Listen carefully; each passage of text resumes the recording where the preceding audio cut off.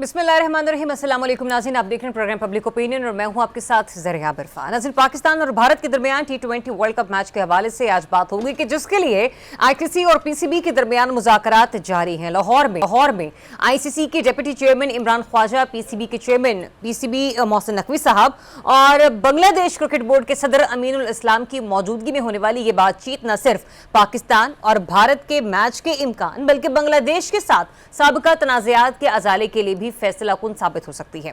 अगले 24 घंटों में इस मामले में किसी भी बड़े ब्रेक थ्रू की तवक्को की जा रही है कि जिसके असरात आलमी क्रिकेट, माली मफादात और इलाकाई ताल्लुकात पर पड़ सकते हैं। दूसरी जानिब तहरीक तहफ़्फ़ुज़ आईन पाकिस्तान के हवाले से बात करेंगे कि जिसने कॉल दे रखी थी एहतजाज की, लेकिन कॉल पर गुज़िश्ता रोज़ होने वाली हड़ताल को कुछ लोग तो कामयाब करार दे रहे हैं, लेकिन कुछ लोग इसे एक मामूल का दिन साबित करने पर तुले हुए हैं। अब ऐसे में सबसे अहम सवाल तहरीक इंसाफ के सामने खड़ा है कि क्या बानी की रिहाई के लिए मज़ाहमत ही वाहिद रास्ता है या अब मुफाहमत की सियासत नागुज़ीर हो चुकी है, क्योंकि क्या सख्त लहजा फ़ायदा उन्हें दे रहा है जो कि हमें नजर आ रहा है, या फिर ये वक्त आ चुका है कि जज्बात के साथ साथ अब हिकमत अमली को भी तरजीह दी जाए। हुकूमत और अपोजिशन मुज़ाकरात का मुस्तकबिल क्या होगा, यही वो सवालात हैं जो इस एहतजाज, इस हड़ताल और इस सियासी कशमकश को आने वाले सियासी मंजरनामे का संगे मील बना रहे हैं। क्योंकि इसके बरक्स अगर हम गुज़िश्ता 3 रोज़ की एक्टिविटी देखें तो लाहौर में बसंत का 3 रोज़ा त्यौहार पूरी याबोताब रंगों और पतंगों की बहार बिखेर कर इख्तिताम पजीर हो गया। बच्चे, बड़े, बूढ़े, जवान सब बसंत के रंग में रंग गए और पतंगे लिए छतों पर चले आए, पेचे लड़ाए, बो काटा के नारे लगाए, जश्न मनाया और दावतें उड़ाई। बसंत के आखिरी रोज अमन की शमें फजाओं में छोड़ी गई। बसंत बहार लाहौर में 3 रोज के दौरान 9 लाख गाड़ियों की एंट्री एक रिकॉर्ड तस्वर की जा रही है। अरबों रुपए का बिजनेस हुआ। अब बाकी शहरों के लोगों का मुतालबा है कि वहां भी बसंत की इजाजत दे दी जाए। वज़ीर आला पंजाब मरीम नवाज शरीफ ने मीडिया मैसेज में लाहौरियों को शाबाशी दी है और वज़ीर आला ने बसंत के मौके पर हिफाजती SOPs पर अमल दरामद यकीनी बनाने पर अहले लाहौर को खराज तहसीन पेश किया। खुशी है कि लाहौर वालों ने हमारे एतमाद की लाज रखी। सवाल यहाँ पर यह है कि बसंत दोबारा कब होगी। लाहौर में कामयाब फेस्टिवल के बाद वज़ीर आला पंजाब ने सूबे के दीगर शहरों में भी बसंत मनाने का किया है। इसी पर बात करेंगे। रिजवान रज़ी साहब और इसारा राना साहब मेरे साथ मौजूद है, लेकिन सबसे पहले जो कि अपकमिंग इवेंट है पाकिस्तान और बमुकाबला भारत, क्या ये होने भी जा रहा है या नहीं, इसके ऊपर सबसे पहले तफसीली बातचीत शुरू करते हैं। राना साहब, आपको लगता है कि T20 वर्ल्ड कप का पाकिस्तान बमुकाबला भारत मैच ये हो सकता है या ये नहीं हो सकता? फिर क्यों नहीं हो सकता, किन किन शराइत को रखा गया है, उसको ज़रा एक के बाद एक करके डिस्कस करेंगे। देखें ये जो मैच है ना, ये खाली वर्ल्ड कप का एक मैच नहीं है, वर्ल्ड कप का कमाऊ पूत है ये। हाँ। तो एक तरफ सारे वर्ल्ड कप की आमदनी और एक तरफ पाक भारत मैच की आमदनी बराबर है, बल्कि ज़्यादा है। दूसरी चीज़ ये है कि हमने भारत से, हमारे पे बहुत सारे भारत के कर्जे हैं क्रिकेट पे। अच्छा, जैसे कि अब वो हमें चुकाने का वक्त बेहतरीन आ गया है। वो इतने गैरतमंद थे कि उन्होंने एशिया कप की ट्रॉफी हमसे नहीं लेना पसंद की, तो गैरत का मुजाहरा करें। अगर पाकिस्तान नहीं खेला तो पैरी क्यों पड़ रहे हैं हमारे, ठीक है ना। इतनी गैरतमंद है इंडियन, तो अब भी उसी गैरत का मुजाहरा कर दें। तीसरी बात यह कि ये पाकिस्तान की बांग्लादेश से दोस्ती का एक इम्तहान भी है। सही, अगर हम बांग्लादेश को इस मरहले पे अकेला छोड़ देते हैं तो फिर आइंदा कोई भी क्रिकेट नेशन हम पे ट्रस्ट नहीं करेगी। बांग्लादेश ने इतना बड़ा इकदाम लिया, उसे ये पता था कि पाकिस्तान मेरे साथ खड़ा होगा। सो ये एक क्रिटिकल डिसीजन है। और जो मेरे भी इतलात हैं, मुझे जो मुझ तक इतलात पहुंची हैं, वो ये कि पाकिस्तान ने जो 2 शराइत रखी हैं, जी जी, उसमें एक तो ये है कि बांग्लादेश से अपॉलोजी की जाए। अच्छा, ठीक है, कि उनको के साथ भारत ने और आईसीसी ने अच्छा सलूक नहीं किया। आईसीसी ने भी भारत के पीछे खड़ा होकर उसको टूर्नामेंट से निकाल दिया। जितनी मिन्नतें पाकिस्तान की हो रही हैं, बांग्लादेश की भी हो सकती थी। उसको भी हाइब्रिड उसमें ले जाके खिलाया जा सकता था, लेकिन वो चूंकि अभी इतनी बड़ी क्रिकेट नेशन नहीं है, इम्पैक्ट नहीं है उसका, तो उसको इन्होंने फॉर ग्रांटेड लिया। लेकिन पाकिस्तान को तो फॉर ग्रांटेड लेना मुमकिन नहीं है। पाकिस्तान इस फॉर्मेट के तमाम उसका चैंपियन रहा है। दूसरा रेवेन्यू का मसला है। मेरी इतलात है कि पाकिस्तान ने रेवेन्यू में भी अपनी डिमांड की। जी जी जी जी, क्योंकि एशिया कप में पाकिस्तान को नुकसान हुआ भारत के ना आने से, ठीक है, तो वो डैमेज जो है वो अब ये कहते हैं कि हमें दें। पाकिस्तान एक अच्छी पोजीशन में है और मोहसिन नकवी ने बहुत अच्छा खेले। यही मैं एक्सपेक्ट करता था माजी में भी कि जब हम स्टैंड लेंगे, एक दफा लेके तो देखें ना। हाँ। अब आप पाकिस्तान ने स्टैंड लिया तो आपको नजर आना शुरू हो गया। सो पाकिस्तान ने उन्हें कैटेगोरिकली दो चीजें बता दी, restoration of Bangladesh image in international cricket और दूसरा ये कि रेवेन्यू के अंदर। ठीक है, अच्छा, ये जो दो दावे हैं restoration of Bangladesh cricket team, ये तो खैर इंडियन मीडिया ने रिपोर्ट नहीं किया। जिस चीज को वो रिपोर्ट कर रहे हैं वो रज़ी साहब, उसमें जैसे कि राना साहब ये भी कह रहे थे ना कि आईसीसी से अपने रेवेन्यू में इजाफे का मुतालबा किया गया पाकिस्तान की तरफ, और फिर पाक भारत दो तरफा क्रिकेट खेलने का आगाज किया जाए, ये भी पाकिस्तान का मुतालबा है। मीनवाइल ये भी है कि मैच से पहले और मैच के अख्ताम के बाद टीम और कोचिंग स्टाफ पाकिस्तानी खिलाड़ियों और ऑफिशियल्स के साथ मुसाफा करे, तो उससे कुछ ज्यादा तो नहीं मांग लिया हमने? देखिए, ये इंडियन मीडिया जो है, इसके अंदर ये एक साहब है विक्रांत गुप्ता साहब, ये भारतीय INS विक्रांत से भी ज्यादा जो डरपोक साबित हो रहे हैं। और INS विक्रांत क्या है जरा बताइए। ये भारत का तैयारा बरदार जहाज है जी। भारत ने 2 दफा इसको निकाला है बंदरगाह से। अच्छा। और फिर दोनों दफा छुपा लिया और आखिरी मर्तबा तो खलीज बंगाल में जाके छुपाया, क्योंकि पाकिस्तान नेवी की और एयरफोर्स की बकायदा आपस में ठन गई थी। वो नेवी वाले कहते थे कि हमने एक्सरसाइज कर रखी है इसको तबाह करने की, ये हम करेंगे, और एयरफोर्स वाले कहते थे हमारा एक स्क्वाड्रन जो है वो बलूचिस्तान में एक्सरसाइज करता रहा है कि हमने विक्रांत को कैसे डुबोना है।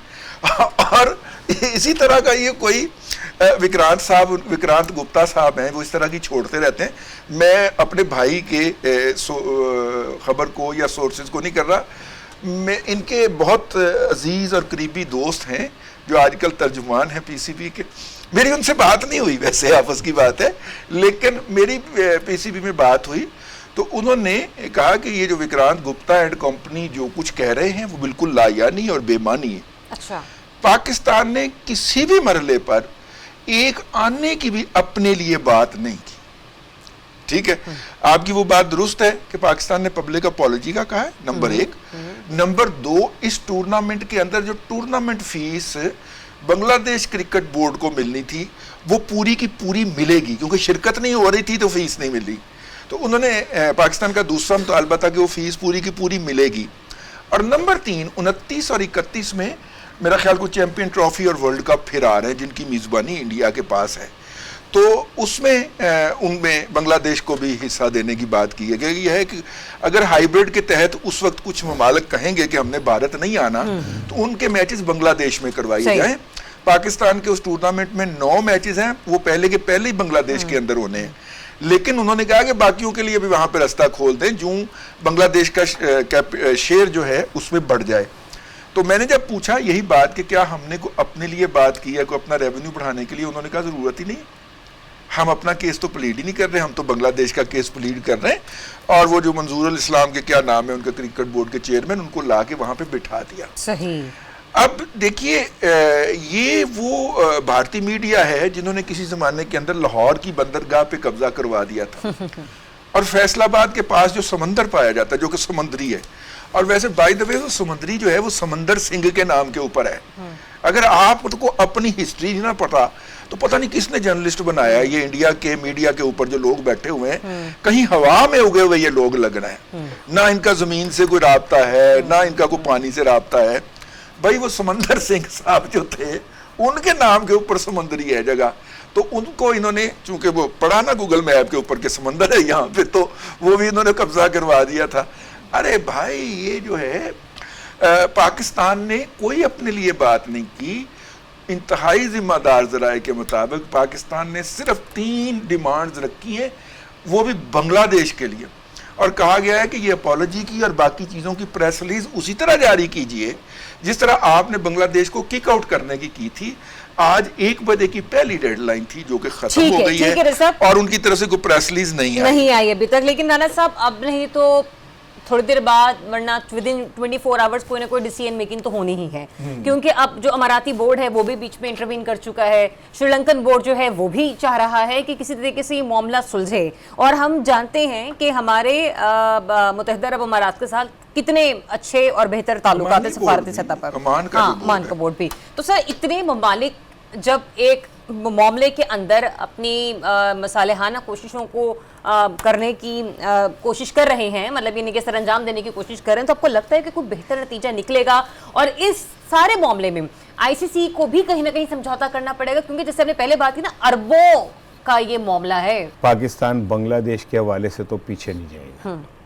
ये पाकिस्तान के इखलाकी मौक़िफ़ का मामला है, खाली इखलाकी मौक़िफ़ का मामला नहीं है। अब चूँकि क्रिकेट जो है वो एक बाकायदा सियासत की शक्ल इख्तियार कर गई है, तो पाकिस्तान बांग्लादेश के साथ जितनी हमारी कुर्बत बढ़ी है और बांग्लादेश ने भारत को किक आउट किया है, तो हम कभी भी नहीं चाहेंगे कि हम इस मरहले पे बांग्लादेश को पीछे छोड़ें। हाँ। बंगाली अवाम में हमारे लिए जो मोहब्बत पैदा हुई है और एक अरसे बाद वहाँ पे पाकिस्तान कई दहाइयों बाद, ठीक है, मुझे अच्छी तरह याद है कि पाकिस्तान ने जब फाइनल जीता था तो वो उसकी बेटी जो थी हसीना वाजिद, वो स्टेडियम छोड़ के चली गई थी, उसने पाकिस्तान को ट्रॉफी नहीं दी थी। उसके अंदर इतनी नफरत थी, उन्होंने कई दहाइयाँ लगाई वहाँ पाकिस्तान के खिलाफ नफरत पैदा करने में।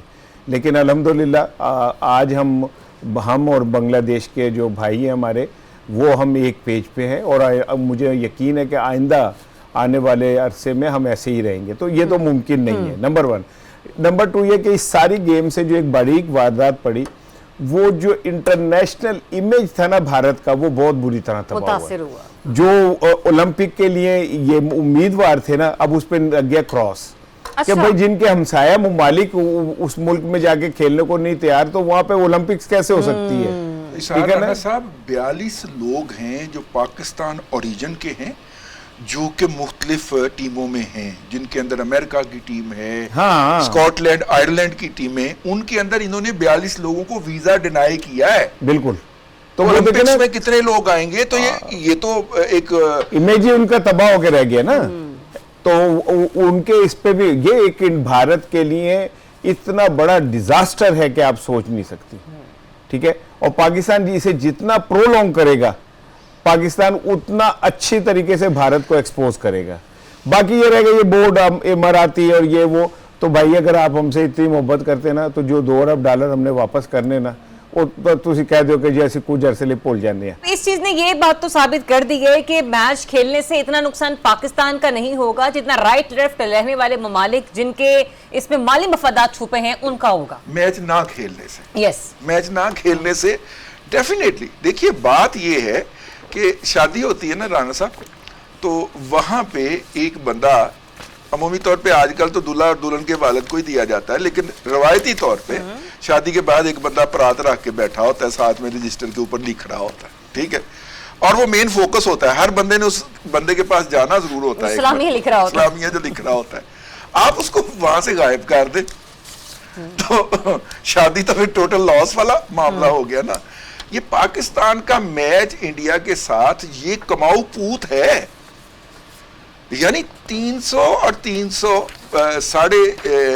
$650 मिलियन से जायद का ये 2 मैचेस होंगे जो पाकिस्तान और इंडिया के होने हैं। एक ज़ाहिर पूल मैच होगा और एक जाके कोई सेमीफाइनल या फाइनल में होगा, ठीक है।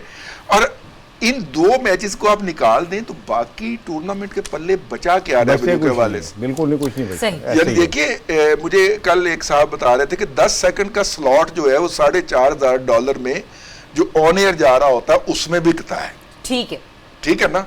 तो फिर वो अंबानी साहब की भी इसमें लगी हुई है ना। और वैसे खेलने से पाकिस्तान का ही नुकसान है, हाँ, नहीं खेलना चाहिए।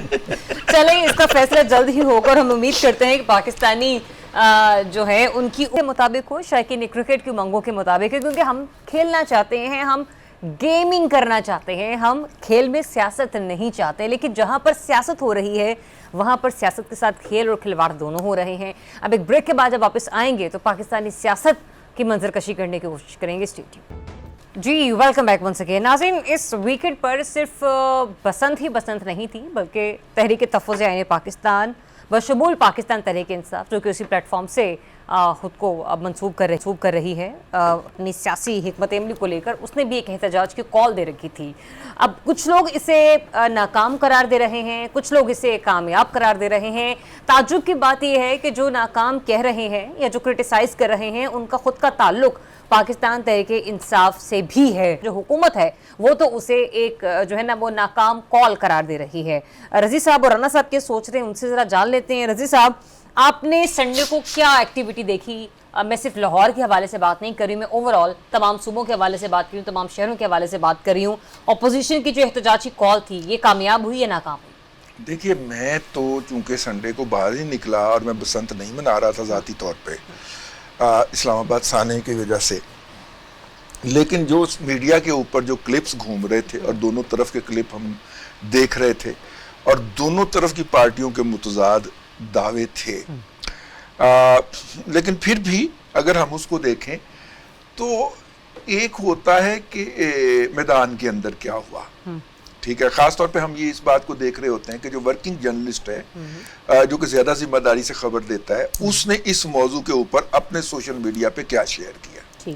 तो मैं उन जर्नलिस्टों को चूंकि फॉलो कर रहा होता हूँ, एक तो मुझे इस बात की बड़ी हैरत और तकलीफ भी हुई कि खैबर पख्तूनख्वा के अंदर जो है वो वाला जर्नलिस्ट से मुराद सर आप फील्ड के जर्नलिस्ट की बात कर? हाँ, फील्ड जर्नलिस्ट, वर्किंग जर्नलिस्ट से मुराद है जो किसी हाँ, क्रेडिबल अदारे के साथ एसोसिएट हैं और वो फुल टाइम रिपोर्टिंग भी कर रहे हैं और साथ में अपने सोशल मीडिया के ऊपर अपडेट्स भी दे रहे हैं या अपना व्लॉग कर रहे हैं। तो मैंने वो देखा तो बहुत सारे ऐसे इजला थे खैबर पख्तूनख्वा के जो जुज़वी तौर पर खुले रहे और कुछ जो थे वो मुकम्मल भी खुले रहे, कुछ बंद भी थे। वहाँ पे जो कि पूरी तरह हुकूमती जोर के ऊपर बंद किया जा सकता था वो नहीं किया गया। उनके एक लीडर हैं, ज़िशान उनका नाम है, वो कल बाकायदा आंसुओं से रोए। अच्छा। अपनी इस कॉल की नाकामी के ऊपर उन्होंने अपनी रोने की वीडियो बाकायदा अपलोड की है, मतलब करवाई है जिसे कह लें। पश्तो में बोल रहे हैं, हमने एक दोस्त से उसका तर्जमा करवाया तो उन्होंने कहा कि जी वो इस बात के ऊपर मातम कुना थे कि अगर हमारे लोग जो थे वो ये भी कर देते तो ये हड़ताल जो थी हम आज इम्पैक्ट क्रिएट करने के काबिल हो जाते, जो कि हम नहीं हुए। और वो कितने डेडिकेटेड हैं, मतलब कि फ्रंट फुट पे वो खेल रहे होते हैं सोशल मीडिया पे भी, अदरवाइज भी जितने भी ये मार्च वार्च हुए हैं उसके ऊपर वो फ्रंट से लीड कर रहे थे। तो एक तो ये मेरे लिए बाकायदा शॉकिंग था। हाँ। अच्छा, दूसरा हम ये तवक्को कर रहे थे कि सिंध से कोई बड़ी खबर आएगी।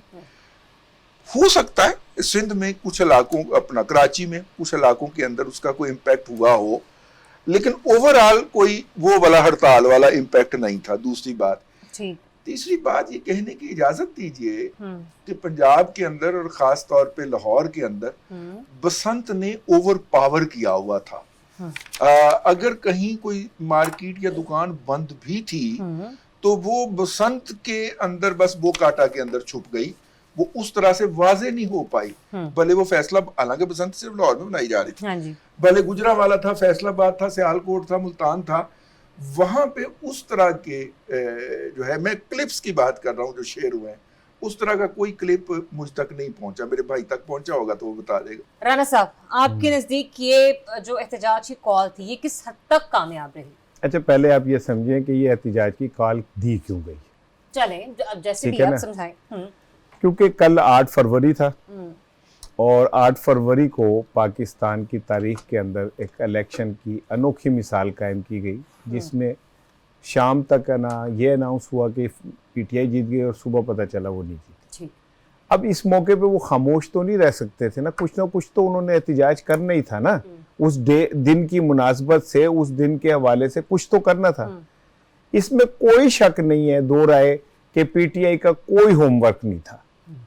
पीटीआई के लीडरशिप में इतनी सख्त और इतनी हिम्मत ही नहीं है कि वो अवाम को मोबिलाइज कर सके। एक आलिया हमजा भागती फिर रही थी, वो मुसलसल लगी हुई थी और वो जो भी उससे हो सकता था वो कर रही थी, लेकिन ये अकेली आलिया हमजा का तो मसला नहीं था, ठीक है ना। दूसरी बात ये कि मुझ तक भी जाहिर है बहुत सारी चीजें आई और पीटीआई का क्लेम यह कि पंजाब भर में शटर डाउन हुआ है और जनाब अली हड़ताल हुई है। मुझे तो उस बंदे की तलाश है, रजी साहब रख दो, मुझे उस बंदे की तलाश है जिसने कहा था कि हम पहिया जाम करेंगे। हाँ। ये तो बाद में उन्होंने विड्रॉ कर ली थी पहिया जाम वाली बात। लेकिन वो इतना हाइप बढ़ा दी उसे, हाँ। ठीक है ना, कि वो उनके गले पड़ गई। भाई पहिया जाम आप कर ही नहीं सकते। पहिया जाम के लिए जो चीजें चाहिए होती है उसमें एक तो क्राउड पुलर जो लोगों को इश्ताल जज्बा दिलाए, फिर दूसरा लोगों के अंदर खुद तहरीक बाहर निकलने की। सुहेल अफरीदी साहब खुद लीड नहीं कर रहे थे, ये तो फिर उनकी भी अब नाकामी। मैं आ रहा हूं उस तरफ आ रहा हूं। हाँ। सुहेल अफरीदी एक टोटली यूटर्न ले चुके हैं। अच्छा। सुहेल अफरीदी वो सुहेल अफरीदी नहीं है, ठीक है, जो इश्क इमरान में मारे जाने की ख्वाहिश रखने वाला है। वो सुहेल अफरीदी खत्म हो चुका है। अच्छा। ये सुहेल अफरीदी वो है जो इस्टेब्लिशमेंट के साथ पूरी तरह अंडरस्टैंडिंग से आगे बढ़ रहा है और बढ़ेगा। नहीं तो इसका फायदा क्या बानी पीटीआई को होगा या सिर्फ सुहेल अफरीदी की जात को होगा? नहीं, उस दिन देखिएगा जिस दिन सुहेल अफरीदी जो है वो खान की रिहाई की ट्रॉफी उठा के आएगा और आप जैसे सारे नागरीन के मुंह बंद। नहीं, वो उस रास्ते पे बिल्कुल दुरुस्त जा रहा है। मैं इस बात पे अभी भी नहीं सुनो, पिक्चर अभी बाकी है मेरे दोस्त। मैंने अभी इंटरवेल से पहले की कहानी सुनाई है। असल कहानी जिसमें थ्रिलर है, सस्पेंस है, एक्शन है, वो ब्रेक के बाद है। वो एक गुंजाइश पैदा कर रहा है एस्टेब्लिशमेंट के अंदर, जो बेहतरीन स्ट्रेटेजी है। अच्छा। मैं उन चंद लोगों में से शामिल हूं जो एक अरसे से ये कह रहे हैं कि आप एस्टेब्लिशमेंट से टकरा के कोई रास्ता नहीं निकाल सकते, ठीक है ना। मैं साहिब हाल आदमी हूं, मैंने दुनिया की असल शक्ल देख ली हुई है। सो मुझे ये पता है कि आप ये हमारे ख्वाब हैं ची गवेरा बनने वाले। अच्छा। इनकलाब लाना और ये फजूलियात हैं। हमारे डीएनए में इनकलाब नहीं है, आप ये बात को समझें। हमारे डीएनए के अंदर एक ताकतवर हुक्मरान ऊपर बैठा है, उसे सलाम करना है और उसके जाने के बाद ट्रकों के पीछे उसकी तस्वीर लगा के तेरी याद आई तेरे जाने के बाद लिखना है। हमारा वो है। सो ऐसे में मैं तो पहले भी कह रहा था कि जो लोग अपने डॉलर्स के लिए यूट्यूब के ऊपर बैठ के और फौज को गालियां देके, जनरल आसिम मुनीर को बुरा भला कह के, और वो ये समझते हैं कि वो पीटीआई की खिदमत कर रहे हैं, वो नहीं कर रहे थे भाई। वो सिवाय तफरीक बढ़ाने के और कुछ नहीं कर रहे थे। अब और ऐसे ही पाकिस्तान में बैठे हुए कुछ लोग जो एस्टेब्लिशमेंट के तर्जुमान बन के डन एंड डस्टेड और जनाब अली गल मुक गई और तुम्हारी ऐसी की तैसी ये कह रहे होते, वो भी एस्टेब्लिशमेंट के को हमदर्द नहीं है। वो अवाम में एस्टेब्लिशमेंट के लिए एक बुरी सोच पैदा करते हैं। सो मेरे जैसे और रजी जैसे मासूम दरमियान के रास्ते के लोग जो कहते हैं कि यार ना करो, रास्ता कर लो, रजी जितना मर्जी कड़वा हो जाए, ठीक है ना, रजी जितना मर्जी वो हो जाए, लेकिन रजी के अंदर एक डेमोक्रेट सोच मौजूद है। ठीक है ना। तो और हम ये समझते हैं कि पाकिस्तान में टकराव से किसी को कुछ नहीं मिलेगा, कुछ नहीं मिला। अच्छा, तो फिर रजी साहब मुझे ये बताएं, कहा जा रहा था कि ये महमूद खान अचकजई साहब की भी मुलाकात होगी, मुस्तफा नवाज खोकर साहब भी पीएम साहब से मिलने के लिए तैयार हैं, कि भाई जो तहरीक तहफ़्फ़ुज़ पाकिस्तान के प्लेटफॉर्म से मिलने वाले लोग हैं। सुहेल अफरीदी साहब ऑलरेडी मिल चुके हैं, ठीक है। तो फिर मुझे ये बताएं, इसका मतलब कि 8 फरवरी से पहले ये जो 3 और 4 को होने वाली मुलाकातें थी और भाई मुलाकातों के हवाले से जो खबरें थी, इसका मतलब मैदान के अंदर रहते हुए नहीं, मैदान के बाहर बहुत कुछ चल रहा है, ऐसा है रजी साहब? देखिए, मैं आपको 2 खबरें देना चाहता हूं जो मेरे ऊपर बीती हैं, ठीक है। एक तो ये है कि मुझे कल मैं हमारे कुलीग हैं अपना गौरी साहब, बिलाल गौरी सीनियर सहाफ़ी हैं और अपना उनका यूट्यूब चैनल वगैरह भी है, जंग के अंदर कॉलम भी लिखते हैं, बहुत अच्छे कॉलम लिखता है और अच्छा कॉलम लिखते हैं, और उन्हें अल्फाज की नशिस्तो बर्खास्त की अहमियत का पूरी तरह इल्म है। उनको ढाका के इलेक्शन की कवरेज करने से रोका गया और वहां पे गिरफ्तार कर लिया गया कराची एयरपोर्ट पे और हथकड़ी लगा दी गई। मैं उसके लिए मुख्तलिफ लोगों से राब्ता कर रहा था, इशारा सुनने वाली बात है। तो जाहिर है कि एक सरकारी हाकम से जब मेरा राब्ता हुआ तो उन्होंने बताया कि वो यूं ये मामला है, तो वो भी हो जाएगा, और साथ में वो शुरू हो गए, आप भी कुछ खुदा का खौफ करें। मैंने कहा सर क्या हुआ? आपके खिलाफ 4 इंक्वायरियां FIA में पेंडिंग पड़ी हुई हैं। मैंने कहा सर उन्होंने तो मुझे कभी बुलाया ही नहीं। कहते यही तो दुख की बात है कि जैसे ही हुकूमत इधर की उधर होनी है, आपको फिर रगड़ा चढ़ जाना है, तो आप पहली फुर्सत में जाके उन इंक्वायरियों को ज्वाइन करें और जाके अपना नाम एक्सोनरेट करवाएं उसमें से, ठीक है। तो मैंने कहा क्यों? कहते ये मुज़ाकरात शुरू हो गए हैं। कोई पता नहीं है। अब आपने इस बात पे ये आखिरी फिक्रे पे नोट रखनी है, मैंने वहीं पे बंद कर दिया। मैं क्या बस बड़ी हो गई।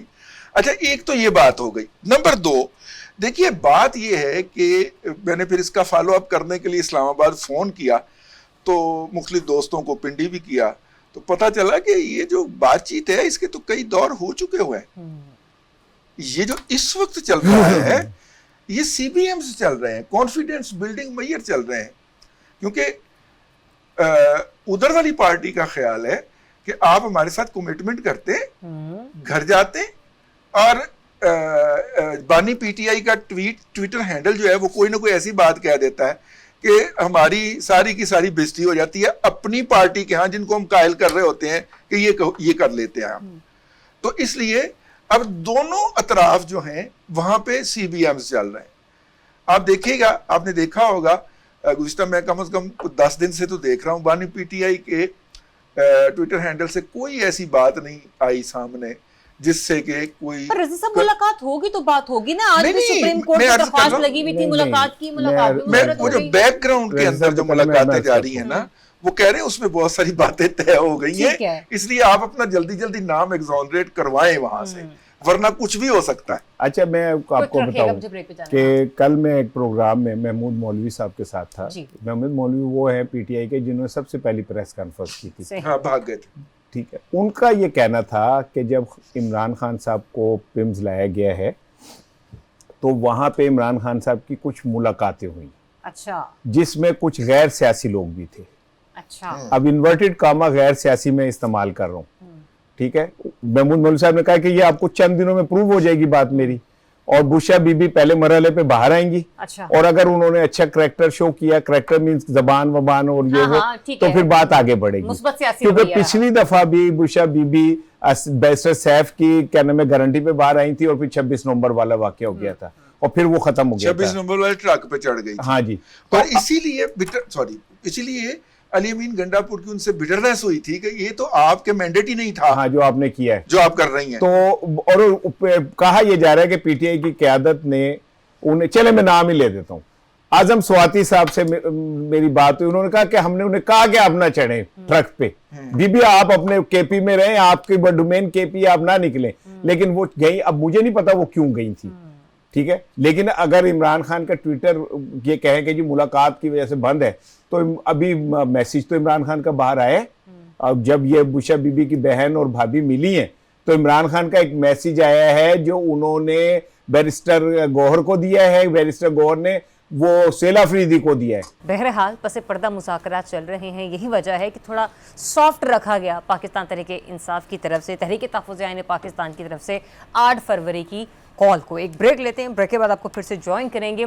जो लाहौर में रंगों का मेला ख़त्म हुआ है, ये दोबारा कब से पंजाब का हुस्न बनेगा, इसको डिस्कस करेंगे एक ब्रेक के बाद। Stay tuned. Welcome back once again. नाज़रीन, 3 दिन, मैं ये नहीं कहूँगी कि सिर्फ लाहौरियों ने, पूरे पाकिस्तान ने बसंत ज़ोरों शोर से मनाई। कुछ लोगों ने अपने एहतियात का दामन हाथ से थामे रखा, और कुछ लोगों ने जो है वो हिफाजती इक़दामात को नहीं अपनाया। लेकिन फिर भी शुक्र अल्हम्दुलिल्लाह कोई ऐसा नाखुशगवार वाक़या नहीं हुआ कि जिसे ये कहा जा सके कि अब ये बसंत दोबारा कभी होनी नहीं चाहिए। CM साहिबा, उन्होंने भी तमाम शहरों से आए हुए लोगों का भी शुक्रिया अदा किया, लाहौरियों का भी शुक्रिया अदा किया। लेकिन इस तमाम तर सूरत हाल में एक जो फेस्टिविटी का माहौल हमने देखा 3 रोज़, वो वाकई काबिल रश्क था। कुछ लोग तो ये भी दावे कर रहे हैं कि अरबों रुपए का बिजनेस हुआ है, और ये होना भी चाहिए, जिसके बाद अब जो मुख्तलिफ शहर हैं पंजाब के, वो ये रिक्वेस्ट करते हुए नजर आ रहे हैं कि अब बसंत को बाकी शहरों तक भी एक्सटेंड किया जाना चाहिए। रज़ी साहब, 3 दिन जो कुछ हुआ, क्या ये दोबारा पाकिस्तान में होना चाहिए? जरूर होना चाहिए। मैं तो बल्कि ये कहूँगा कि बाकी शहर जहाँ पे नहीं हुआ, वहाँ पे भी ईद के बाद सही, मतलब ईद के मौके पे कर लें। ईद की 3 छुट्टियाँ होती हैं, एक आध साथ में वीकेंड भी हो जाता है। आप नहीं भी करेंगे तो बच्चों ने फिर भी उड़ा लेनी है उन शहरों में। अच्छा। तो आप उसकी ऑफिशियल इजाज़त दे दीजिए, ताकि वो बात जल्दी सिमट जाए। एक तो ये बात हो गई। दूसरी बात ये है कि ये बसंत जो है, ये मरियम नवाज शरीफ साहिबा ने वो जो वाकया जिसमें एक बच्ची और उसकी वालदा जो थी वो गटर में गिर के जहाँ जी, बात जी, हो जी, गई जी, थी, जी। उसके फौरन बाद अपनी एडमिनिस्ट्रेटिव पावर को कह लें डिस्प्ले किया और बड़ा वेल डिस्प्ले किया उन्होंने। दो कैजुअलिटीज हैं जी, एक हमारे जर्नलिस्ट जी, कुलीग बिल्कुल, जैन बिल्कुल। मलिक साहब जी, जी। छत से गिर गए, गुड्डी को मतलब ऊपर उठाते हुए, पीछे वो छत के ऊपर वो नहीं थी, बाड़ नहीं लगाई गई थी, फांस थी बाड़। और दूसरा एक बच्चा जो था वो पतंग लूटने के लिए ट्रांसफार्मर वाले खंबे पे चढ़ गया और हाई वोल्टेज तार थी और उससे हो गया। ये दो कैजुअलिटीज टोटल रिपोर्ट हुई हैं जी। डोर फिरने के वाकयात भी डबल डिजिट में नहीं है। तो इससे आप अंदाजा कर लें कि किस कदर लोगों ने कानून के दायरे के अंदर रह के, एक तो कानून का इतलाक और दूसरा लोगों ने उसको एक्सेप्ट किया। ठीक है जी, जिसे वो रॉड नहीं मिला उसने गन्ना लगा के कानून की जो है वो अगले हैंडल के पास उसकी पासदारी की। ठीक है, और इसलिए मेरा कहने का मतलब ये है कि उसने मरियम नवाज शरीफ ने अपनी एडमिनिस्ट्रेटिव स्किल का या उसको किया। एक बात जी जिससे मैं being a financial journalist agree नहीं करता जी जी, वो ये है कि इसका इकोनॉमिक बहुत ज्यादा इकोनॉमिक एक्टिविटी जनरेट हुई, ये हुआ वो सर हुआ। मुबश्शिर लुकमान साहब, मैं उनका नाम लेकर बाकायदा तौर पर आपसे मैं ये सवाल भी करना चाहती सर। उन्होंने कहा $2 अरब का रेवेन्यू जनरेट हुआ है। मैं भी समझ, मैं तो फाइनेंस नहीं पढ़ा हुआ, आप तो माशाल्लाह उस्ताद है हमारे, पर ये तो मैं भी नहीं मान पा रही थी सर। मैं नहीं समझता, आप $2 अरब क्या, $20 अरब कह दें, कहने में क्या हर्ज है। देखिए पाकिस्तान का मईशत का मसला क्या है? पाकिस्तान की मईशत का मसला है ज़र मुबादला। डॉलर आएगा तो ये मईशत चलेगी। ठीक है, यहां पे डॉलर आया, PIA के प्राइवेट ओनर ने 26,000 वाली टिकट 46,000 की बेची। ठीक है ना, उसके पास चला गया ना, आम बंदे के पास तो नहीं आया। आम बंदे के पास वो पतंग जो कटी हुई आके उसके आंगन में गिरी है वही आई।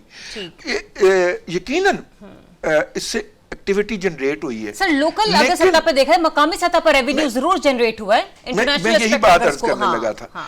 ये एक्टिविटी हम एक्सपोर्ट नहीं कर सकते। मैं आपको बेसिक बात बताऊं, ये जो इस्लाम के अंदर सदकात का, ज़कात का, खैरात का कंसेप्ट है, मैं इसका फाइनेंशियल एवेन्यू समझना चाह रहा था। अदरवाइज तो ये बनता है ना कि आप जेब में से पैसे निकालें किसी को दे दें। ये चलिए, एक तो मजहब का हुक्म है, अल्लाह के नबी सल्लल्लाहु अलैहि वसल्लम का हुक्म है, एक तो ये हो गया। लेकिन यार इसका फाइनेंशियल इंपैक्ट क्या है? उसमें साथ में कंडीशन पड़े ना, पुअरेस्ट ऑफ द पुअर, जरूरतमंद से जरूरतमंद तरीन जो है उसको तलाश करके दें। जो होगा क्या, आप जब उसको देंगे वो अपनी जरूरियात पूरी करने के लिए दौड़ेगा और बाजार की तरफ जाके उससे वो अपनी बुनियादी जरूरत की चीज खरीदेगा। पैसा मईशत में घूमना शुरू होगा और वो पैसा घूमेगा। सर आपकी बात से मैं टोटल एग्री कर रही हूँ, लेकिन हमारे पाकिस्तानी और जहां कहीं भी हम मुस्लिम बसते हैं सर, रमजान एक हमारा एक ऐसा महीना है बाबरकत कि जहां पर तो ज़कात तो हम पर फर्ज है हर साहिब इस्तिताअत के ऊपर, तो हर कोई सर ज़कात दे रहा होता है। अगर हम मतलब मेरी अपनी ओपिनियन है कि ऐसा तो नहीं हो सकता ना कि हम इन रंगीनियों को, खूबसूरती को अपनी जिंदगी से बिल्कुल नहीं निकाल बाहर फेंक दें। मैं आपको बेसिक कंसेप्ट समझाना चाह रहा हूं कि जो पूरेस्ट ऑफ द पुअर के पास जो पैसा जाए ना, वो बेसिकली एक वेल्थ जनरेशन का बायस बनता है। और ये पतंगबाजी जो है ना, इसके अंदर पैसा पूरेस्ट ऑफ द पुअर के पास जाता है, क्योंकि वो पतंग बनाने के अंदर इन्वॉल्व होता है, वो डोर बनाने के अंदर इन्वॉल्व होता है, और जब पतंग कटती है तो वो पतंग लूटने के अंदर भी इन्वॉल्व होता है। बिल्कुल ऐसे कि आप बड़े जितने भी टाउन्स एरियाज वगैरह हैं लाहौर को, उनको छोड़कर देखिए सबसे ज्यादा जो पतंग उड़ी है, पतंग बिकी है, पतंग खरीदी है सर, ये सारे का सारा मामला अंदरून, लाहौर बाजार, अनारकली, मोची गेट, ये इन्हीं के। नहीं, ये ज्यादती वाली बात है। मैं 28 किलोमीटर दूर रहता हूँ अंदरूने शहर का जो वॉल्ड सिटी है, और मुझे नहीं सोने दिया 3 दिन सालों ने। ठीक है, रात को बसंत। क्या दूसरे शहरों में भी आपको लगता है कि महफूज बसंत जो है वो कामयाब होगी लाहौर की तरह, अगर वहां पर भी जो है ना ऐलान कर दिया जाता है कि चलें बाकी शहरों में भी बसंत मनाई जाएगी? अच्छा देखें, एक तो मैं शायद कनूतियत पसंद हूँ।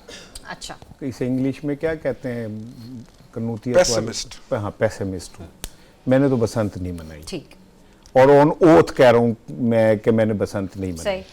मेरा तो दिल उस दिन इतना उदास था अच्छा जब सानिया इस्लामाबाद हुआ, और ये कोई लफाजी नहीं है, ठीक। आई मीन इट, ठीक है। और खुदा को गवाह करके कह रहा हूँ सही। मेरी बात, कि मेरे अंदर इतनी तकलीफ थी जब मैंने वो वीडियोस देखी हैं।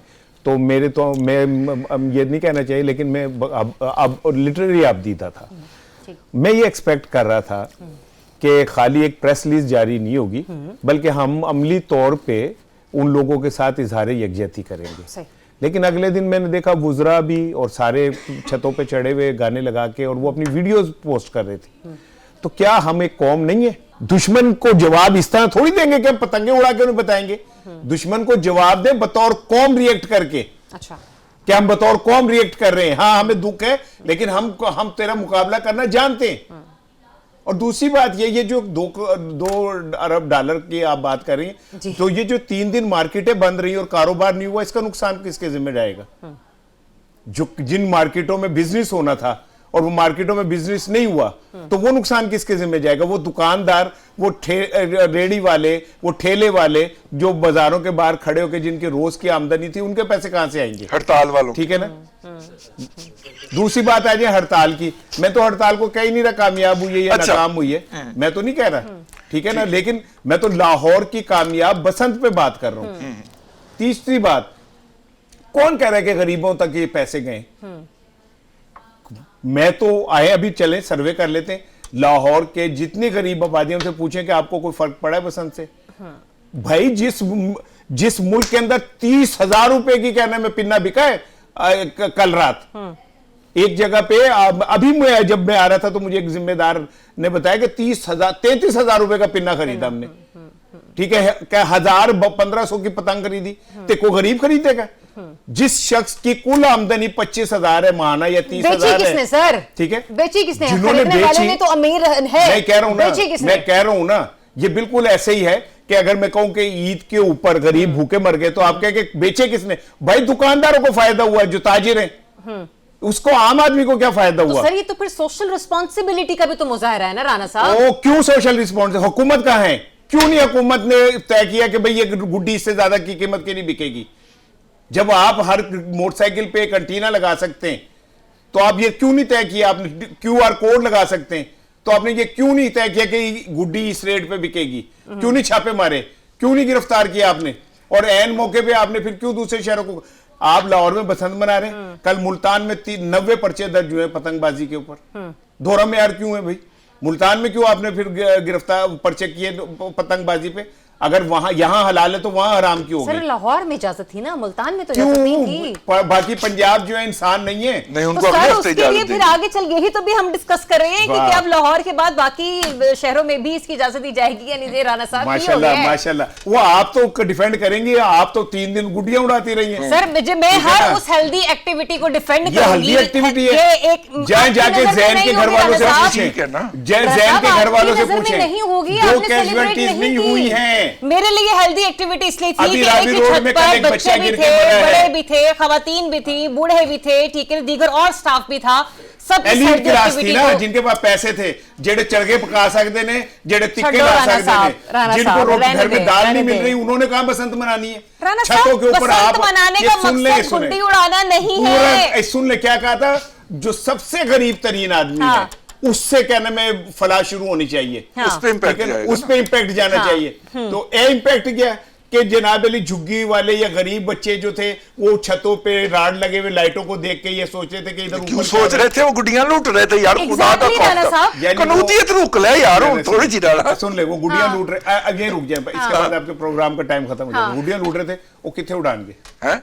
तो सर, अगले ये संडे उनका डिसीजन है ना, वो अगले जहाँ संडे मर्जी को उड़ाएंगे। उड़ाए। पाबंदी लाती अमीरों ने, अगले संडे को बसंत उड़ाएंगे। बना के पाबंदी लगा दी, जिन्होंने लूटा है वो कहाँ उड़ाएंगे भाई? नहीं, अगले ये- संडे को उड़ाएंगे। मैं प्रोग्राम और वैसे को इस संडे को भी खत्म उड़ाएंगे हो गया। उन्होंने। ठीक है जनाब, मैं आपके- जाते जाते रजी साहब की आपकी भी राय बहुत आएगी, राणा मेहनत। साहब की भी राय आएगी। हाँ, मैं एक इंडिपेंडेंट राय, जो अपनी मेरी सोच है कि एक हेल्दी एक्टिविटी थी जिसमें सभी लोगों ने एंजॉय किया। जिन्होंने नहीं किया उन्होंने अपनी मर्जी के तहत नहीं किया, पर जिन्होंने एंजॉय किया उन्होंने हिफाजत एकदम एंजॉय किया। आई जस्ट होप कि पंजाब में क्या पूरे पाकिस्तान में ऐसे हेल्दी फेस्टिवल्स होने चाहिए, ताकि आवाम जो है वो थोड़ी सी फ्रस्ट्रेशन से बाहर निकलें और अपनी जिंदगियों को थोड़े पुरसुकून अंदाज में एंजॉय करें अपने अहल खाना के साथ। इजाजत दीजिए, अपना बहुत सा ख्याल रखिए। अल्लाह हाफ़िज़।